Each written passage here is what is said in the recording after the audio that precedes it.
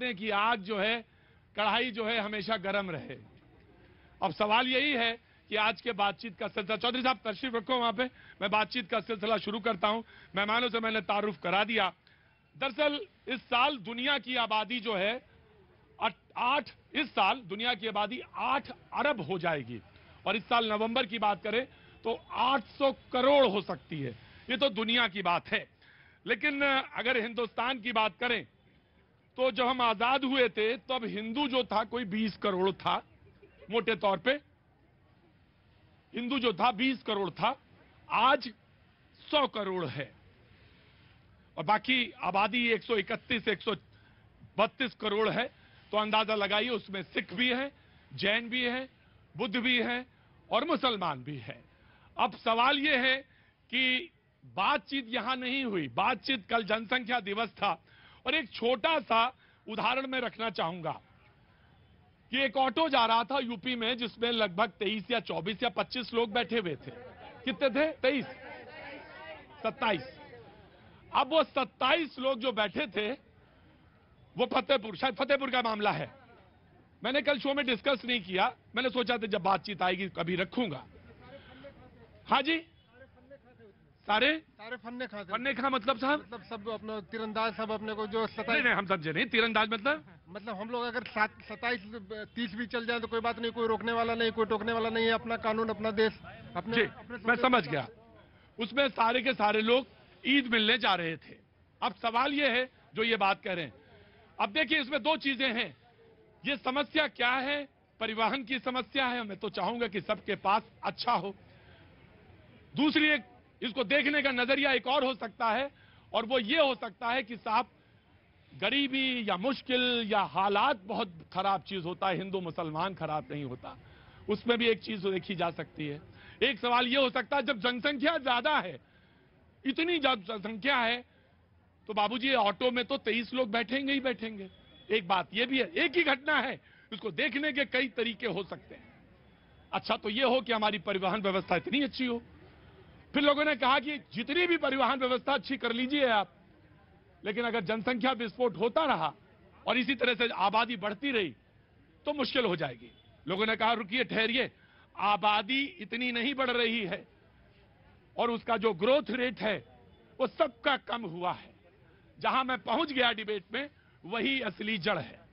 लोगों ने कहा कि बाकी लोगों की तो आबादी या ग्रोथ रेट नीचे है, मुसलमानों की भी नीचे है, लेकिन बाकियों से मुसलमानों की ग्रोथ रेट थोड़ा क्या है? ज्यादा है। अब यहीं पे बहस शुरू हुई। अब यहां से बातचीत निकली।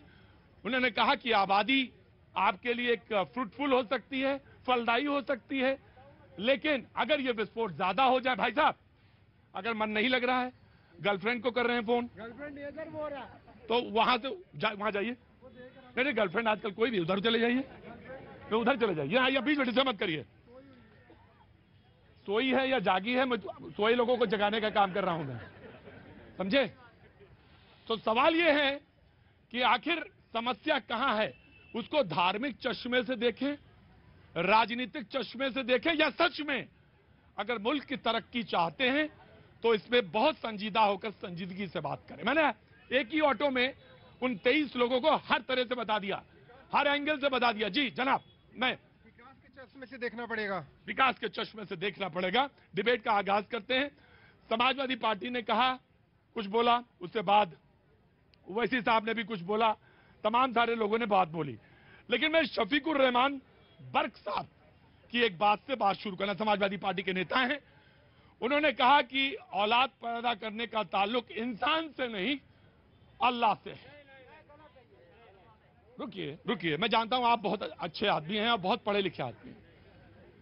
उन्होंने कहा शिक्षा दे दीजिए सबको, सारी समस्या का हल हो जाएगा।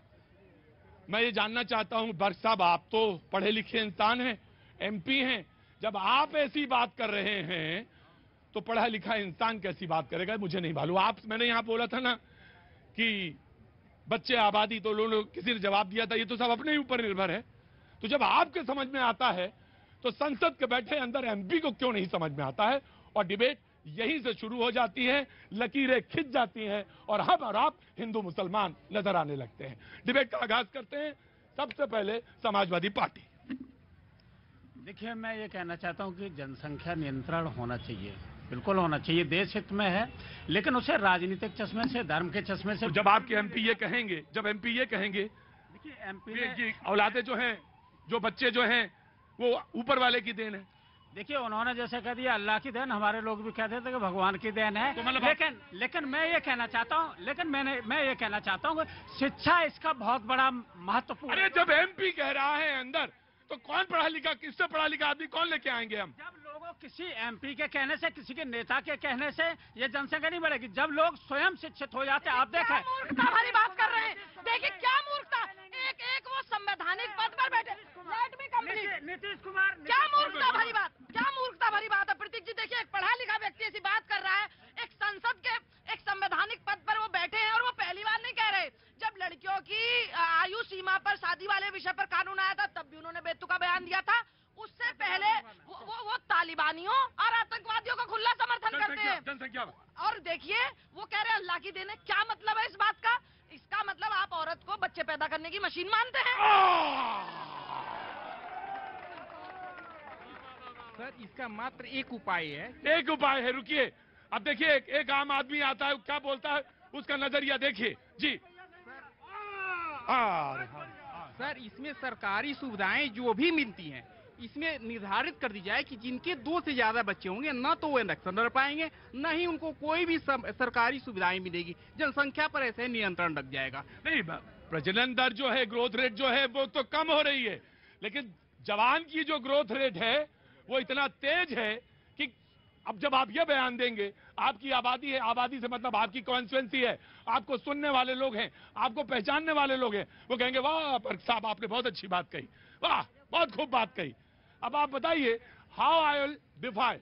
मैं देखिए जवाब ये देना चाहते हो, अभी हमारी बहन जी कह रही थी, थोड़ा इनको बता दें कि साक्षी महाराज को भी देख लिया होगा।